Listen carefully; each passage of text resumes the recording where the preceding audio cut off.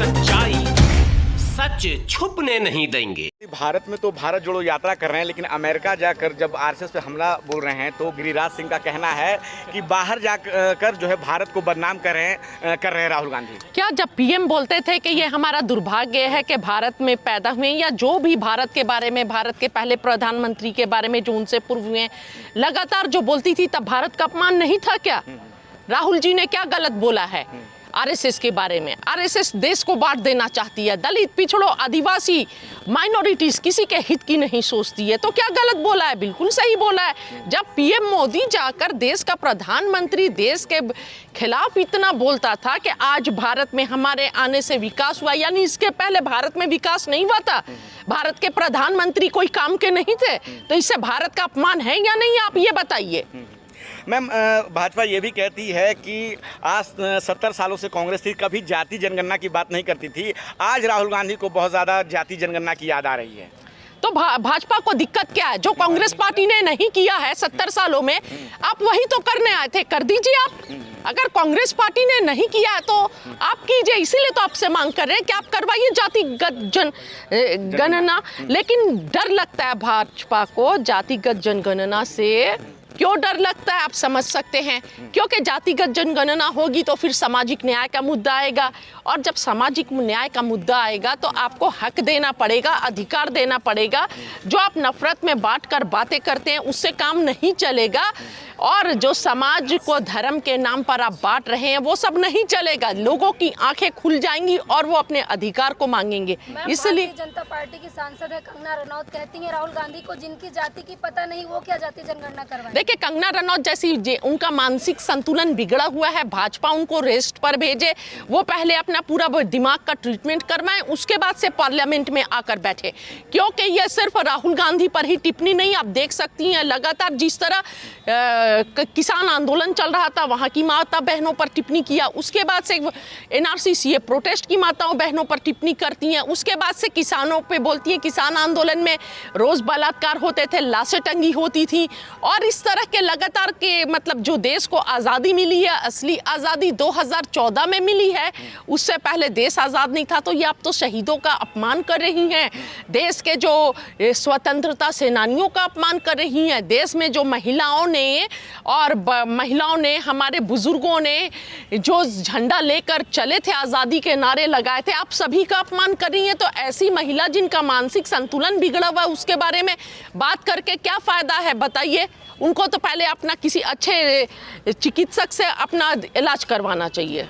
Ma'am, Haryana चुनाव है और फिर से मॉब लिंचिंग हुई है, और अभी एक आर्यन मिश्रा नाम के एक लड़के की हत्या हो गई। गौरक्षक जो है उन्हें एक मुस्लिम समझ के मारा, और अनिल कौशिक जिसने ये काम किया उसने कहा कि अगर मेरे हाथों मुसलमान मरता तो मुझे दुख नहीं होता, लेकिन मेरे हाथों ब्राह्मण मारा गया है तो मैं फांसी पे चढ़ने को तैयार हूं। इस बात को सुनकर उनकी माता ने भी दुख व्यक्त किया कि अगर मुसलमान भी होता तो गोली क्यों मारी जाए। जी, यही इनकी असलियत है कि नफरत। गौ रक्षक जो हैं पहले ये पूछे कि जो जितनी गौ कंपनियां हैं और एक्सपोर्ट्स हो रहे हैं उसके मालिक कौन हैं, इसका पता लगवाया जाए, और अगर सही में इतने वो सीरियस है इसको बंद करने में, तो पहले उन मालिकों का नाम को पता किया जाए और रोका जाए, ठीक है? ना कि गरीब को किसी हर जगह चौक चौराहे पर आप जो गुंडागर्दी करते हैं, गौ रक्षक के नाम पर आप मार देते हैं, ये गलत है। चाहे वो हिंदू हो, मुसलमान हो, कोई भी हो, कानून हाथ में लेने का किसी का अधिकार नहीं है।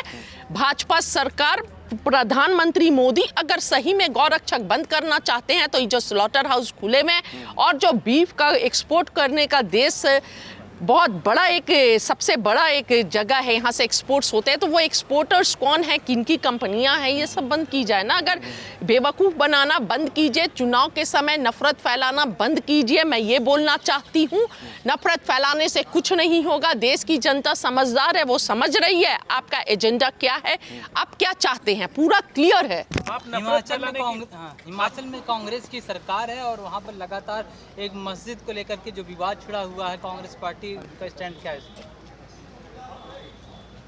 किसी भी तरह का अन्याय किसी पर भी हो, जुल्म हो, अधिकारों का दमन किया जाए। कांग्रेस पार्टी विरोध में है। कांग्रेस कार्यालय पे आज प्रदर्शन हुआ है, उसमें जो वहाँ लोग आए हुए थे AIMIM के पार्टी के लोग, उनका कहना था कि जो कांग्रेस के राहुल गांधी हैं वो जो मोहब्बत की दुकान चला रहे हैं वो एक झूठी दुकान है। जब शिमला में उनकी सरकार है और वहाँ मस्जिद को अवैध बता के ढहाने की बात कह रहे हैं, उनके नेता हैं अनिरुद्ध सिंह, तो अब राहुल गांधी कोई बयान क्यों नहीं दे रहे हैं?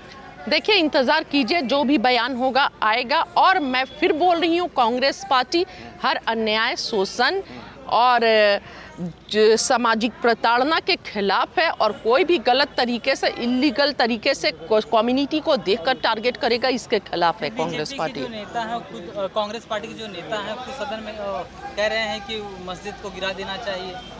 कौन बोल रहे हैं? मंत्री। किसके मंत्री? कांग्रेस के। अच्छा मैम, एक सवाल ये है कि महिला सुरक्षा को लेकर पूरे देश में बात उठ रही है। अभी कोलकाता में एक रेप मामला हुआ, पूरे देश में उबाल है उस बात को लेकर। राम रहीम जो है, उनको 6 बार पेरोल देने वाले सुनील सांगवान जो है, चरखी दादरी से भाजपा में शामिल होते हैं और चरखी दादरी से उन्हें टिकट भी मिलता है। यही तो अफसोस है कि राम रहीम जैसे लोग और जो प्रज्वल रेवन्ना जैसे लोग और ब्रिजभूषण सिंह जैसे लोग जब तक बाहर आते रहेंगे, सुरक्षित घूमते रहेंगे, इस देश की बेटियां सुरक्षित नहीं रह सकती हैं।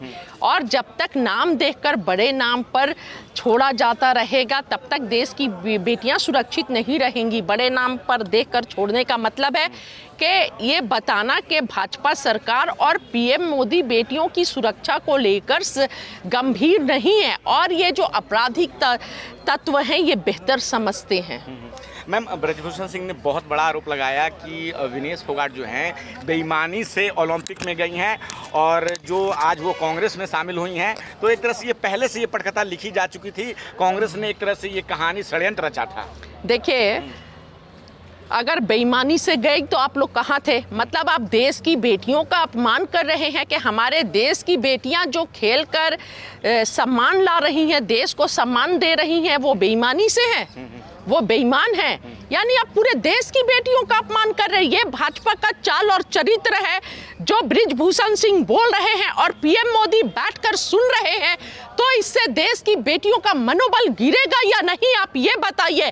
ये भाजपा का असली चेहरा है, ये बेटी विरोधी है और बेटियों को रोकना चाहते हैं आगे बढ़ने से। यही इनका चरित्र है, यही इनका चेहरा है जो ब्रिजभूषण सिंह बता रहे हैं। क्या लगता है मैम, इस बार हरियाणा में कांग्रेस सरकार बना पाएगी? बिल्कुल, पिछली 2 बार से लगातार भाजपा ने सरकार बनाई। बिल्कुल बहुत अच्छे से बनाने जा रही है। हरियाणा में कांग्रेस की सरकार आ रही है और बिना किसी विरोध के सरकार आ रही है, क्योंकि हरियाणा की जनता समझ चुकी है भाजपा का असली चेहरा क्या है।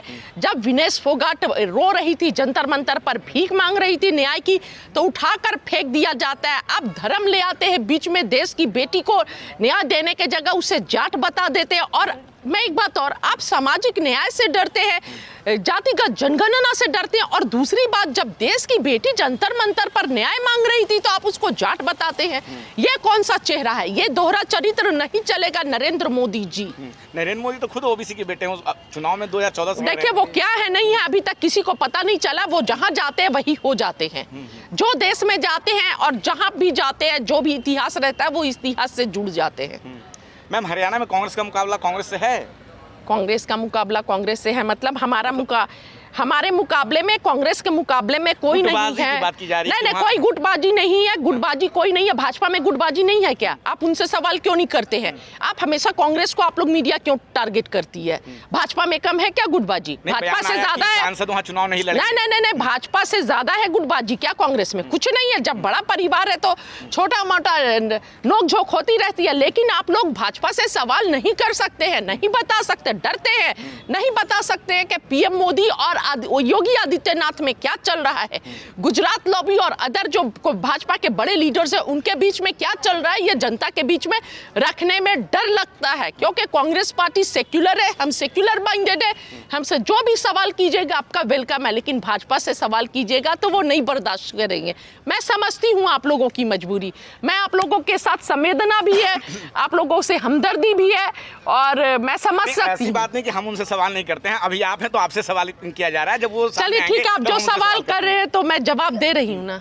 मैम क्या मीडिया मजबूर हो चुकी है क्या, जिस तरह से आप कह रही हैं कि मजबूरी है मीडिया की? देखिए कहीं ना कहीं आप देख सकती हैं फार्मर प्रोटेस्ट में किस तरह जो हमारे मीडिया कर्मी जो स्वतंत्र रूप से न्यूज़ ले रहे थे, दिखा रहे थे खबरों को, उन पर किस तरह केस होता है। लगातार ऐसे चल रहा है नारसीसीओ प्रोटेस्ट में, और अब तक यही चल रहा है सिलसिला। छोटे यूट्यूबर्स छोड़ दीजिए, भाइयों पर किस तरह की कार्रवाई, आप बड़े बड़े चैनल्स पर भी कार्रवाई होती है। तो ऐसा हो गया है कि आप अपनी मर्जी से खबर भी नहीं दिखा सकते हैं। वो जो खबर जाए वो भाजपा के फेवर में जाए तब वो बर्दाश्त करेंगे, नहीं तो नहीं करते हैं।